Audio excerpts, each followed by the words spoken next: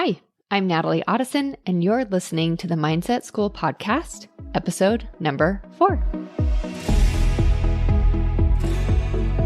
Welcome to the Mindset School podcast, a show for spiritual entrepreneurs who are ready to stop feeling stuck, reconnect to their soul's purpose, and create a deeply fulfilling life and business. I'm Natalie Otteson, transformational life coach and reconnection healing foundational practitioner. And I can help you scale and grow a 6-figure business from a place of inner authority, wisdom, knowledge, and truth. If you are a spiritual entrepreneur and you are looking to take that first step towards your dream of running your own business, this is the show for you. Ready to step into your power and move forward with clarity and purpose? Let's go. Hello, beautiful soul family. It is finally beginning to warm up here. I live in Kansas City. It's windy all the time, but it is so lovely outside today. And I am just looking out my window, watching all the squirrels and geese play in the pond and run across my grass. I am so excited for the warmer weather. All right, let's dive right in because today I want to talk about self-doubt, especially when it comes to setting impossible goals. So one of my impossible goals was doing this podcast. And I actually say that this was like 10 years in the making, but then I have to laugh because I'm like, I don't even think podcasts have been around for 10 years. Maybe they have. Anyways, it's more of like a lifetime in the making for me. This is something I've wanted to do for a really long time. And as soon as podcasts did come out, I knew that a podcast was something I wanted to create, but I had a lot of self-doubt. I was really afraid to do it. So self-doubt is basically when we have a big goal, like starting a new business or launching a podcast or moving into your purpose or passion or whatever it ends up looking like. When we set those impossible goals, we are going to have all sorts of stuff stirred up. And I did over the last several months, from the minute I decided to launch the podcast to getting it to production, anything and everything came up. All of the gremlins came out. Do you guys remember that show? Gremlins, that show scared the bejesus out of me. Okay, so number 1, self-doubt is normal. Of course, you're going to have self-doubt when you're starting something new. Self-doubt is really kind of this lack of confidence or belief in ourselves, especially when it's new. It's normal. We kind of call that imposter syndrome. We don't have that self-confidence yet in order to do something, because confidence is really when we know how to do something. So my mentor always says, when you pour a glass of water, like you're confident in that. You know absolutely 100% you can pour a cup of water. But when you're trying to achieve something new or create a new goal, you don't have that self-confidence yet. So absolutely, self-doubt is going to be present. It's going to show up because we don't really know if we have that ability or skill, or we're not sure we're making the right decisions yet. So it can really be those feelings of uncertainty and insecurity, and it can even show up as anxiety, especially around like, can I do this? Am I competent enough to do this? Or even kind of some of that self-judgment of like, who do I think that I am, right? So self-doubt, it manifests in different ways for different people, and it really does depend on the situation. And it probably really depends on the goal that you're setting as well. Like for me, doing this podcast, it's probably one of the biggest things I feel like I could ever do in my life because I'm putting my voice out there. And I'll share more about this, along the process of how this really did unfold for me, because the person I had to become in order to put this out there today, it's a lot. And it really, really, really made me emotional. If you saw my Instagram stories, I actually got emotional and started crying on my stories because it took a lot for me to get to this point in my life. I've had to do a lot of work in order to be where I am, but self-doubt is such a little bugger. What your mind does in order to keep you safe, especially when you're setting these big goals, these big, possibly unobtainable goals, self-doubt will find any way to sneak in and play tricks with your mind. And of course it's going to do that. It wants to keep you safe. You're doing something you've never done before, and your brain's like, listen, abort mission. We don't want to do this. We don't want to go down this pathway. So it's going to do everything it can to keep you safe. And how brilliant of your mind to be able to do that. So, do you struggle with self-doubt? Please tell me I'm not all alone. How does it show up for you? Here's some common ways that self-doubt may end up showing up for you. Negative self-talk, telling yourself that you're not good enough or that you will fail. One of the things our brain does on a very regular basis is that it fails forward. I don't know if you've ever heard that before, but it basically fails before we've even started. Like, who do you think you are? You can't do that. You're not smart enough. You're not good enough. And that also plays into that negative self-talk of like, you're just not enough, right? It also comes through in avoidance. What happens is that you avoid taking on new challenges or any opportunity because that self-doubt gets in there and it starts telling you that you can't. And so you avoid it. How about seeking constant reassurance? People with self-doubt, they may be seeking validation and reassurance from others in order to feel more secure about the decisions that they're making or even their abilities that they have. These next two, I'm very good at them, or used to be very good at them. Procrastination. I would put things off to the last minute, always. Self-doubt can cause this for us, like putting off those important tasks or decisions because we feel unsure in our ability or whether or not we're making the right choice. Because if we don't do it, then we don't have to make a choice and then we don't have to fail. And then it just kind of keeps perpetuating the same cycle, right? Or even perfectionism. I would say this is probably my biggest one. Self-doubt can lead to that desire for perfectionism. For me, this showed up as it has to be perfect in order to put it out there, because if it's perfect, then nobody can judge me. Nobody can say anything about it, but then also it just never gets done. So you have that procrastination piece that you put it off. And then when you actually do it, it's not perfect. And so you just never even put it out there at all. So again, you kind of create that failing forward where you never even have the opportunity to truly fail because you don't even put it out there to even fail. And what really is failure? I'll talk about that in an upcoming episode because I think failure is such an important topic to talk about. But what even is failure? When I was getting coached on this myself, I had my coach ask me like, so what would failure be with the podcast? And I was like, well, nobody will listen to it. And it was like, but that's not really failure. Like if I put it out there, I didn't really fail. Failure would be not even doing it at all. So those are some of the ways that it can actually be showing up for you. And I want to talk a little bit about my experience with this podcast because what made me want to even talk about this subject was getting it ready for launch. So I initially started with my first episode and I ended up submitting that episode to my podcast people. So we launched the first 3 episodes to start the podcast, and we started with the first one. They wanted me to record that, submit that over, do the feedback, do the re-recording. If it was good to go, then we move into episode 2 and 3. So I submitted episode 1, got the feedback, re-recorded, did all those things. And then they said, okay, we're ready for episode 2 and 3. So I wrote the copy, and then wrote the copy, and then wrote the copy. Remember perfectionism? Yeah. So wrote the copy, and then ended up recording the episodes. And I actually struggled with them a little bit. I actually struggled with my episode 2 quite a bit. In fact, I ended up going from episode 2 and just recorded 3, and then went back to record 2 again, because I felt like the information I had for episode 3 was easier for me to kind of articulate. So anyways, I was writing this copy, recorded, and then I was like, I have got to get these episodes over. So ended up submitting the episodes and then was waiting for feedback. And in the process of that, in the process of waiting for my feedback, my brain was going to all sorts of places.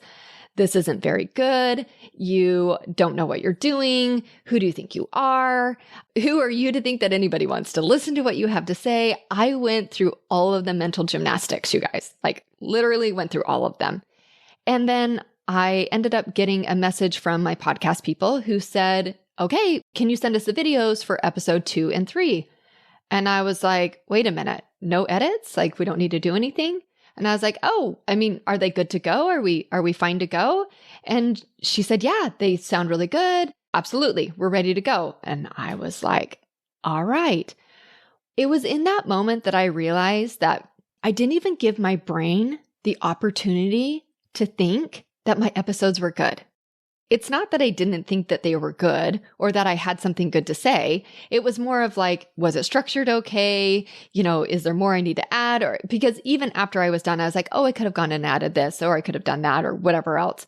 But I didn't even give myself the opportunity to even go to the other side, that it was possible that the episodes were good and that they were fine.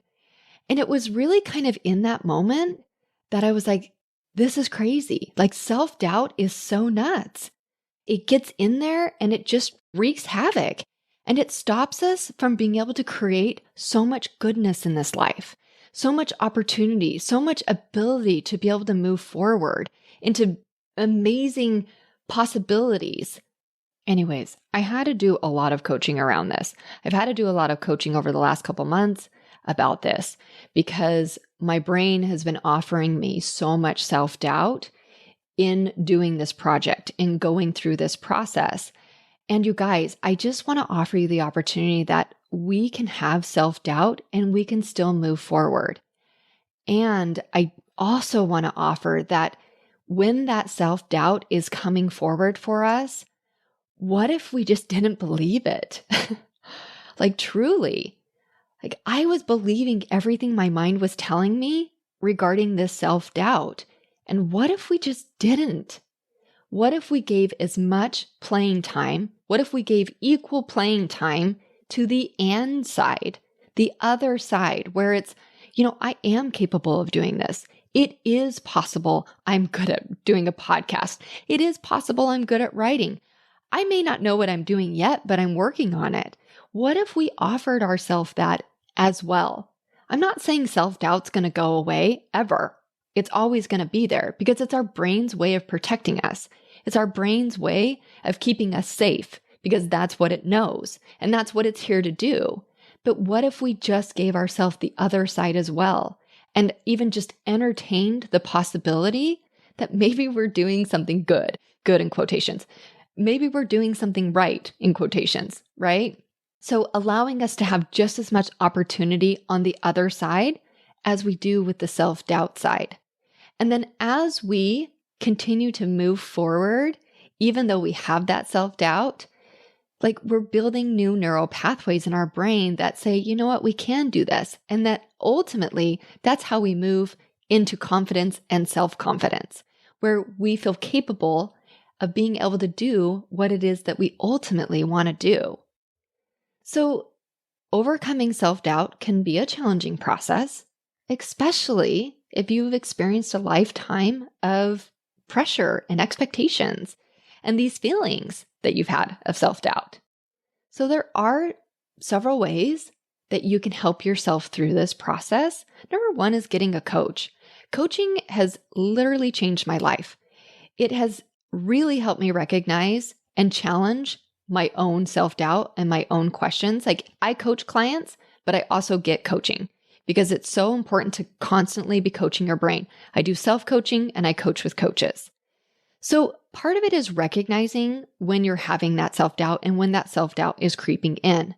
And part of that is, again, going through those steps that I talked about in my last couple episodes of recognizing mindset, understanding mindfulness, and then starting a meditation practice, because that meditation practice, that mindfulness practice, it all helps you start to recognize when these crazy self-doubt thoughts start coming in. So being able to confront them on their head and then challenging them with supporting evidence of like, maybe it is possible that I'm okay at doing this. Also reframing negative self-talk. So I've talked about this before and I will talk about it again, that I want to challenge you to start challenging your negative self-talk and start moving it into more positive self-talk. And I'm not talking about like going from I'm terrible to I'm amazing, because we can't really do that. But if you're saying I'm not good enough, maybe it's like I'm capable of doing this, or you don't know what you're doing. Maybe it's I'm learning how to figure this out. Also celebrating your accomplishments. So taking time to acknowledge where your successes are, no matter how small they are. Sitting down and recording this podcast, making the call to do something, So maybe it's you're wanting to start that business. So maybe it's sitting down and creating the plan. Maybe it's hiring the coach. Maybe it's, understanding what purpose and path you want to go down. So recognizing those small little achievements, that can really start to help boost that confidence. Maybe it's sitting down every single day and committing to that meditation practice. So every day you show up, you're building more and more confidence.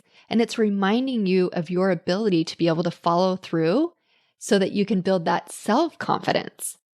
Another one is practicing self-care. So again, taking care of yourself physically, emotionally, mentally, spiritually, because that also builds that confidence and capability. Again, if you're exercising regularly or eating well or prioritizing your self-care, this kind of goes back into that meditation thing I was just talking about. You start to build those little confidences in yourself when you show up for yourself and you stay committed to what you're doing every day. Again, seeking support. So this could be hiring a coach. This could be talking to friends and family, or even a therapist, sharing your struggles with somebody that you trust to help you gain perspective and feel less alone. Because sometimes it's just a matter of saying what it is that we're thinking. And sometimes it sounds so silly when it ends up coming out of our mouth, right? We say these phrases and then it's like, oh, that kind of sounds silly. And not coming to it from a place of judgment, but more of like, oh, maybe I can start questioning what I'm thinking and how I'm feeling about that. And then the other part is taking action. If you've got this impossible goal, what I encourage my clients to do all the time is put that at the top of the paper. And what is every single thing you need to do? So let's say it's building a podcast. So you're going to put podcasts on the top of the paper with a launch date. And then you're going to write down all of the things that need to happen from today to that launch date. So it could be hiring a company. It could be recording your first episode. It could be doing your artwork. It could be, building a website so that you could have your podcast on your website. Whatever it ends up looking like, you put down all of the tasks that need to be done, and then you start taking action towards that goal. And that, again, it's going to help build that confidence to show you that you are capable. And again, you're going to have this self-doubt that's going to creep in. It's just part of the process. But if you allow yourself to start recognizing these wins that you're having, these wins that you're taking, you're going to start seeing those successes. And again, it's just going to start building like a snowball. So be patient and kind and compassionate with yourself as you're going through this process. And remember that you can learn to trust yourself and your own abilities. So let's just kind of recap all of this. It is absolutely normal to feel unsure about yourself at times. As you go through the process of setting new goals or achieving things that you've never done before, it is so easy to compare yourself to other people who seem to have it all together or seem to be further along. It's really easy to see somebody where you want to be and think that they didn't have to overcome all of the same things that you're going to have to do in order to get there. And remember, most people are just sharing the good stuff, especially on social media.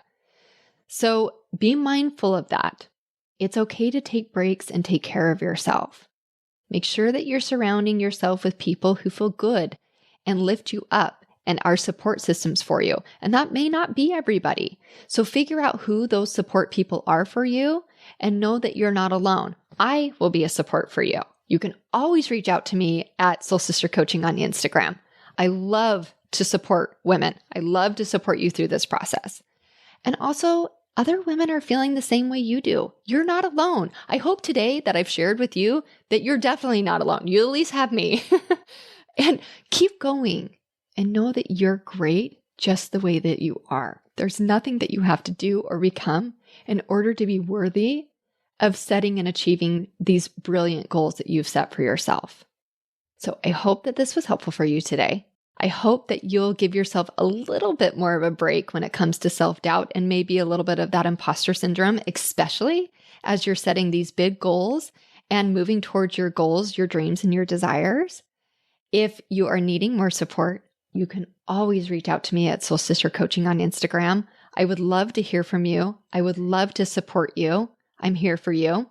And I'll see you next week. All my love. To celebrate the launch of the show, I'm going to be giving away my favorite books, journals, planners, energy healing sessions, binaural meditation packs, coaching packages, and so much more. I'm going to be giving away 100 prizes for 100 reviews to the lucky listeners who follow, rate, and review the show during the next 2 weeks. It doesn't have to be a 5-star review, although I sure hope you love the show. I want your honest feedback so I can create an amazing show that provides tons of value. Visit soulsistercoaching.com/podcast launch to learn more about the contest and how to enter. I'll be announcing the winners on the show in an upcoming episode. Thank you for joining me for this week's episode of The Mindset School. Ready to dive deeper into finding your purpose and create a deeply fulfilling life? Visit soulsistercoaching.com for more guidance and resources. See you next week.